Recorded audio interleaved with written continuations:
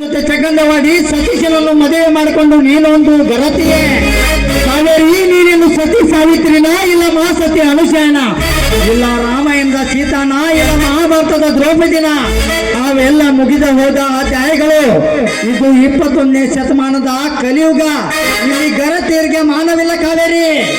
ಕೇವಲ 5 ನಿಮಿಷದ ಕೆಲಸಕ್ಕೆ ಇಷ್ಟೊಂದು ಲಂಬಟ ಬೇಕೆ?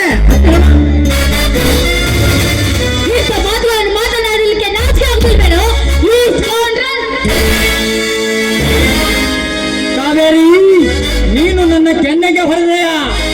ನೀನು ನನ್ನ ಕೆನ್ನೆಗೆ ಹೊಡೆದ ಮಾತ್ರಕ್ಕೆ ನನಗೇನು ಕೋಪವಿಲ್ಲ. ನನ್ನ ಪ್ರೀತಿಯ ಪ್ರೇಯಸಿಯ ಕೈ ಸೋಕಿದೆ ಅಷ್ಟೇ. ನೀನು ಹೂವಾಗಿ ಒಲಿದು ಬಂದರೆ ನಾನಾಗುವೆ ರಸಿಕರ ರಾಜ.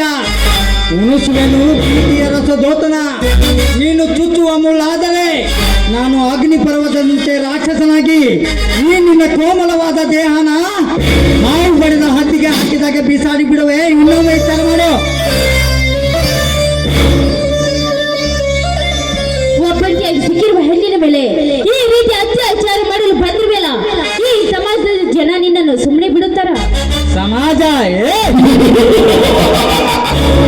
ಈ ಸಮಾಜದ ಬಗ್ಗೆ ಹೇಳುವೆ ಹೆಣ್ಣೆ. ಗುಡಿಗೆ ಹೋಗಿ ಬರ್ತೇನೆಂದು ಗುಡಿಯಲ್ಲಿ ಗುದ್ದಾಡಿ ಬರುವ ರಂಡೇರೆಷ್ಟಿಲ್ಲ ಈ ನಿನ್ನ ಸಮಾಜದಲ್ಲಿ.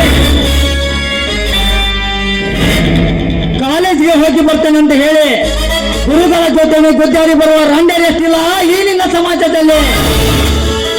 ಕಾವೇರಿ,